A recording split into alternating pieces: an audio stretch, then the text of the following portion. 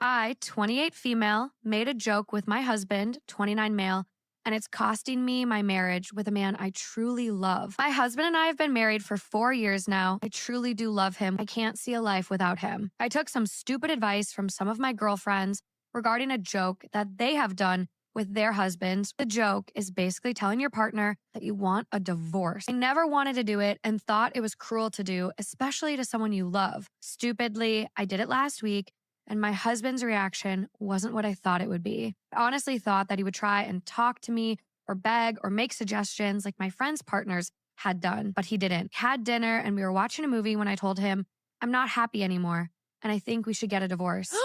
He looked at me for a couple of seconds and I swear it looked like something broke in his eyes, came out with a bag and walked out of the house without saying a word to me. I told him it was just a joke, but he basically just brushed me off and walked out. All these little girls are like, my boyfriend's a narcissist. I'm like, no, he's not. No, he's not. And I told him why. And everyone went, oh. I said, if you're dating a narcissist, you will not post on social media you're dating a narcissist because he'll come for you. Mentally, physically, financially, he's going to come for you. You will not have that video up. So if you say I'm dating a narcissist, guarantee you he's not. And everyone kind of... You ever notice how so many women say they want a good man, yet live like they're allergic to being one's piece?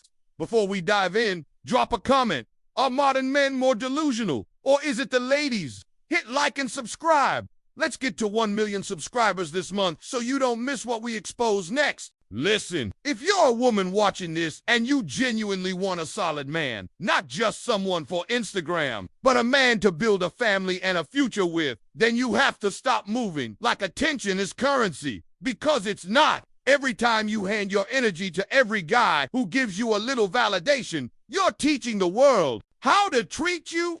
You're telling men, I don't even value myself enough to be selective. And guess what? Men pick up on that instantly. The kind of man you say you want, loyal, intentional, protective, family-minded. He's not drawn to chaos or competition. He's drawn to consistency, peace, and respect. And if what he sees is a highlight reel of you chasing validation, he's gone before you even realize he was watching. Modern culture sells women this lie that being free means giving your time, your body, and your loyalty to anyone who feels exciting in the moment. But that freedom comes with a price, because every time you give yourself away for short-term attention, you lose long-term value in the eyes of the very men you want to build with. It's not about judging. It's about being real. The dating market doesn't reward availability, it rewards rarity. So if you truly want a good man, stop being available to everyone that looks your way and start being valuable to the one that stays. On a guy during the period they have a child, but in general, women are pushing off motherhood and family as long as humanly possible and getting out as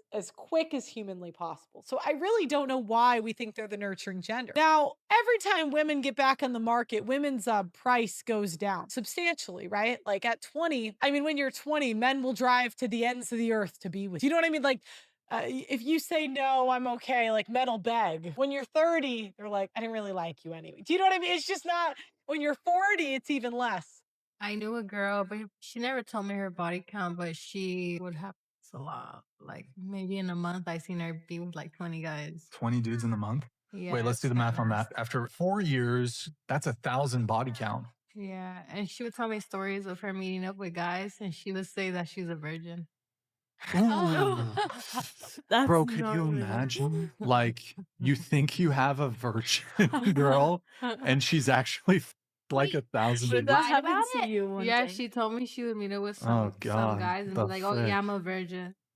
That's just the hard truth of the modern dating market, whether people like it or not. See, everyone talks about preferences, but no one wants to admit that choices carry a cost. The more partners you've had, the more people quietly start to question your judgment, your discipline, and your sense of... And that's not shaming, that's social reality. Men and women might value different things, but attraction is still based on perception, and perception is built on patterns.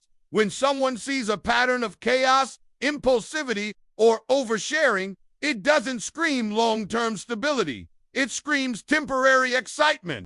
People forget that intimacy isn't just physical, it's emotional currency. Every time you give that away too easily, you devalue it in the eyes of the person who might have actually wanted to earn it. So when he looks at your past and sees a trail of situationships and it just happened moments, don't be surprised if he hesitates. In today's world, where everyone's posting their highlight reels and hookup stories like trophies, the rarest thing left is discretion. A woman who values herself enough to be intentional, not because of fear, but because she understands her worth, stands out immediately. So yeah, in the intimate market, reputation matters. You can't control how people think, but you can control what you give them to think about. It's like the green flag, right? She's hot, but she's not like all over the place, like, oh, in your face, loud, annoying, rambunctious, probably hooked up with a bunch of people. Like the loudness kind of goes with personality traits. Am I not right? The louder they are, like the more likely it is they've been spreading for everybody. It's just true. Everyone thinks like, oh, up girls are, but like I'm a virgin. I know. But do you collab with guys though? Yeah, of course. Wait, so then how are you a virgin? Because it's for work. I'm filming. It's like, it's kind of like a tax write-off. You know what I mean? Okay, yeah. Yeah. It doesn't count. It doesn't count. Like, I've lost track of that. I don't think it doesn't count. Yeah. Okay, I understand that. So yeah, you're a virgin. but I'm a virgin. Okay. Same. Yeah. Men love to make their lives harder. Like, why are you driving a manual car? Why are you modding out your car? Like, just get a car with a backup camera. Stop being broke. Is there some new definition of virginity in the dictionary that the rest of us missed? Because the mental gymnastics out here are getting Olympic level. This woman really tried to redefine basic biology to make her choices sound empowering. And that's the wild part. We've reached a point where people think reality bends just because they feel differently about it. No, ma'am. Feelings don't rewrite facts. See, you can't claim purity while also living the complete opposite of it. Once you share that level of intimacy, that experience changes something emotionally, mentally, and socially. You can't just reset it because it feels more convenient for your image. And this isn't about judgment. It's about accountability. Because if we're being honest, society keeps feeding women comforting lies that you can make any choice and there will be zero consequences. But the dating market doesn't operate on feelings. It operates on perception, truth, and human instinct. If your lifestyle involves being intimate with multiple people, especially for attention, validation, or a paycheck, that's not empowerment. That's escapism, dressed up as independence. The carousel doesn't elevate anyone. It just leaves you dizzy, wondering why commitment never feels stable again. There's nothing wrong with making your own choices, but don't rewrite reality to avoid responsibility. Virginity isn't a vibe, it's a fact. And pretending otherwise just exposes how far we've drifted from common sense.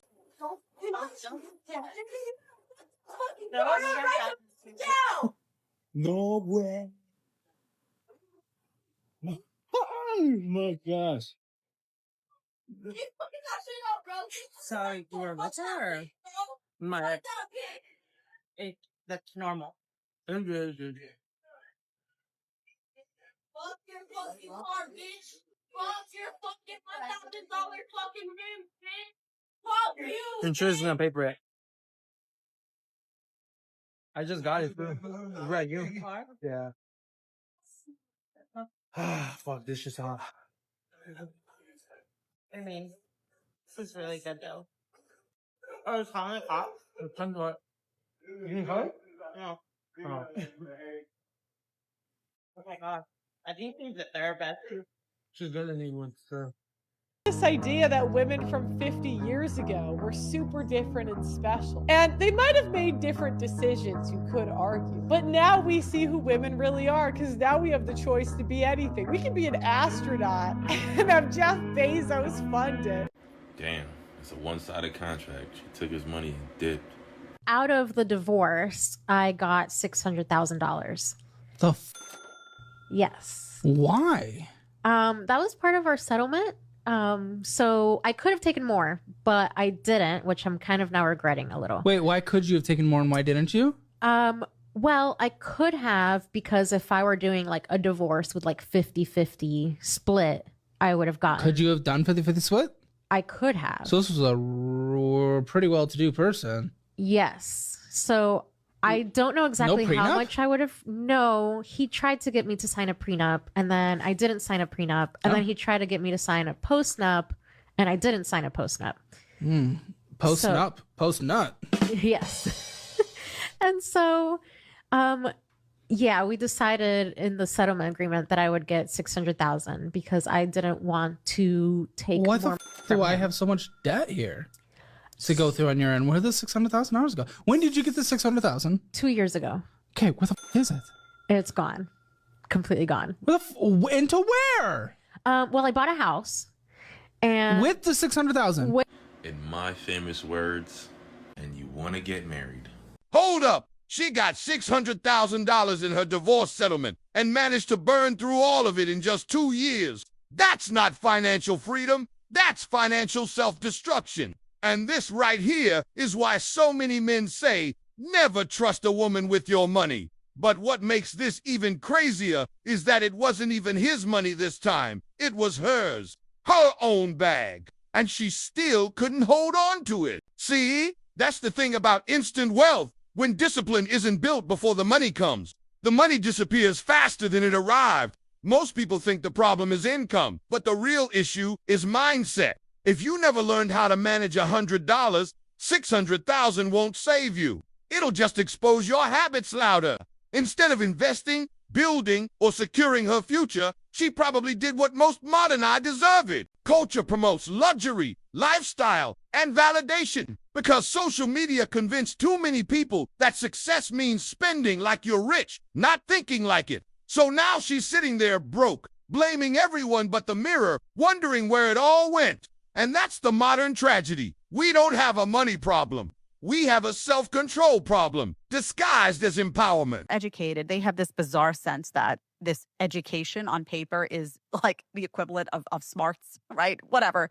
So they start demanding that of men, right? The same way that if they make the 100K, now they want you to make a certain percentage over the 100K. So what are they doing ultimately? They're just decreasing their options in guys, right? Because why? A lot of guys are waking up to the reality that a college degree is not the answer for them, and they're learning instead how to do something. They're learning how to do an online trade, whether it's, AI or whatever it may be. They're learning how to do something practical, or they're saying, I want to open a construction business a la, Justin Waller, or they're doing something that they say, I want to get involved in real estate. And they're making money. Here's the truth, gentlemen. Being handsome doesn't keep a woman. Being honest doesn't keep a woman. Being loyal doesn't keep a woman. Treating a woman well doesn't keep a woman. Being there for her doesn't keep a woman. Caring about her doesn't keep a woman. Making an effort doesn't keep a woman. Paying attention doesn't keep a woman. Spending time with her doesn't keep a woman. You could have the best intentions, you could have the most sincere feelings, and you could be a good man, and you still wouldn't be able to keep her. Because the only way to keep a woman is if that woman wants to be kept by you. You can't force her to stay. You can't beg her to love you. You can't love her into loving you back. With a woman, you know she wants to stay when things get tough, and she still chooses to fight for you. Because a woman only fights for the man she truly wants to be with. So if she's not fighting for you when things get hard, it's because she no longer wants to be kept by you. The lesson here is, don't hold on to someone who doesn't want to be kept. It's not you giving up on her, it's her giving up on you. And it's you who shouldn't waste any more of your time. Know when to let go, know when to walk away.